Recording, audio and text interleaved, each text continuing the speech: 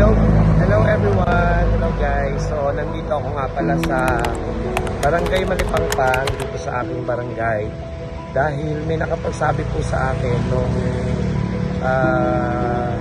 taon, I think mga 5 years or 6 years ago, pinuntahan ko po itong taon na to nung pandemic days at hinatira natin ang kanyang diaper, gatas.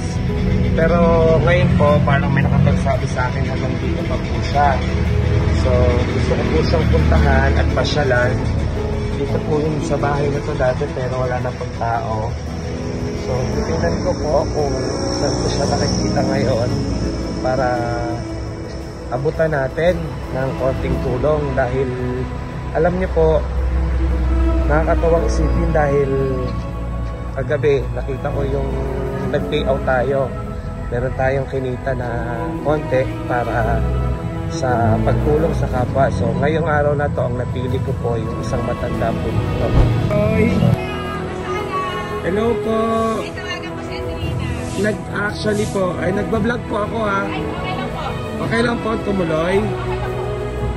Parang naglinis ba kayo ng bahay? Hello po sa inyo, maganda. Hello po, Sir JP. Hello po guys. Ano kasi si Nana Bebe. Si Nana Bebe po. Ay! After 6 years, tama ba ako? Oh, dito na siya nakatira sa anak ko. Kamustahin ko po si... Hello po! Kamusta po kayo? Eto na po. Si Nana Bebe. Kamusta po kayo?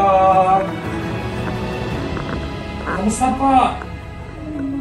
Mabuti po. Actually po, after, I think 6 years yata. Oh, tagal mo na wala. 6 years, pero may nakapagsabi po, oh, huwag po yung umiyak. Umiyak si Nana Bebe. May nakapagsabi po kasi sa akin na nandito siya ulit. Oo, kasi nasa maasin siya na sa akin. Nagpalinis po ako yung Ate Nene. Sabi po, kamusta na? Opo. So ngayon, syempre, dahil yung dating pumunta po sa inyo dito, konti pa lang yung followers ko dati. Sobrang parang 5,000 lang. Opo, sa kabila po. Ngayon po, medyo nakilala po tayo ng mga tao sa pagtulong. Ayan, si Nana Bebe po, guys. Ayan, so syempre, nandito po ako dahil gusto ko po na magbigay ng konting pangdagdag po, pambili ng gamot. Salamat, Sir JP. Ang diaper, ganon. Nana Bebe, tanggapin niyo po muna ito. Yes. Lagi po kayong maging malakas ha, mag-enjoy lang po hanggat kaya. Marami pong nagmamahal sa inyo, ha? Bye-bye po! Thank you, Sir JP.